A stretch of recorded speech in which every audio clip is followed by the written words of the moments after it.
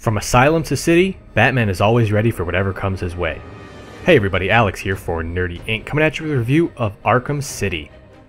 DC and Rocksteady give us the second installment in the never-ending saga of Batman. The bar had been set high for superhero games with Arkham Asylum. This installment attempts to raise that bar, and it succeeds on many, but not every front. Like its predecessor, the game's best quality is its immersiveness. While at the Asylum, we were given an intimate, if not claustrophobic environment to explore. Now, we have all of Arkham City at our disposal.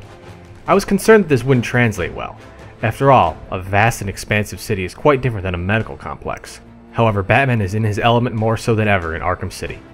There are enough nuances and details tucked into every pocket of the city to keep things interesting, and enough places to grapple and heights from which to glide that traversing the city never becomes unwieldy. This is Batman City, make no mistake. One of my primary gripes with the Metroid Prime trilogy is that each game finds a way to strip you of your weapons and start you at square one, giving you reason to explore and power up. Arkham City, however, allows you to keep your weapons from the previous game and instead gives you new gadgets to collect. This serves as a cohesive bridge between the two games and allows for more interesting problem solving. Your Batclaw isn't as useful in a city as expansive as this. High marks must be given to the scope of the game in general. Yes, you could play through the main campaign in an afternoon, however there are enough side quests to complete and Riddler trophies to collect that a determined player could log north of 50 hours into the game. It's a great way to cater to all tastes and give everyone the Batman experience they need. Unfortunately, much of this comes at the sacrifice of the story. Arkham Asylum had a clearly defined, albeit simple, story. Arkham City falls short in its attempt to incorporate as many new elements as possible, resulting in a disjointed narrative that bounces around in several places. Two-Face's role in the game ends as quickly as it begins. Hugo Strange and the mysterious Protocol 10 serve as the most pressing conflict for Batman to address, but Joker's plotline involving the mysterious disease takes up a good portion of your time as you run around the city. It almost feels as if the Joker storyline was shoehorned into the story simply because he's the Joker and you can't have a Batman story without him.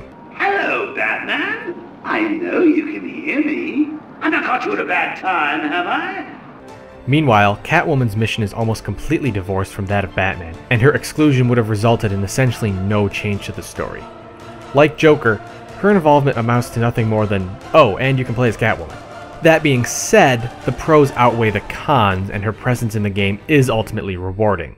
In fact, Joker, Harley, Two-Face, and the rest all give more than they take, so while bogging down the narrative, they add their signature blend of humor, suspicion, and violence that made the original so endearing. It all comes down to what's desired in a video game. Players who love the experience of sneakily disarming thugs and squaring off against iconic characters will not be bothered by the unbalanced stories. The flaws may go completely unnoticed if value is sought elsewhere.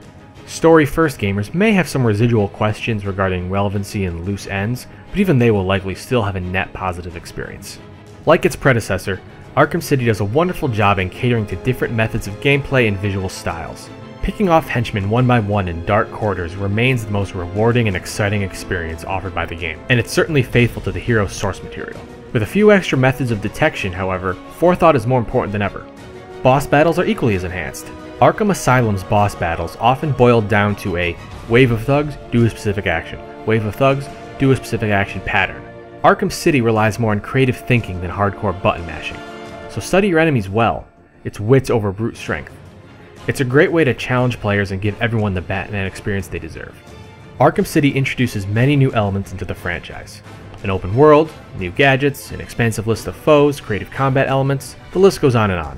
While the story didn't quite stick the landing, every other element of the game is an improvement over its predecessor. The game leaves us satisfied, but at the same time, we're eager for more. We're ready to take on the Arkham Knight. But those are just our thoughts. Do you have thoughts of your own? Let us know in the comments down below. And as always, for more games, comics, movies, and more, keep it right here on Nerdy Inc.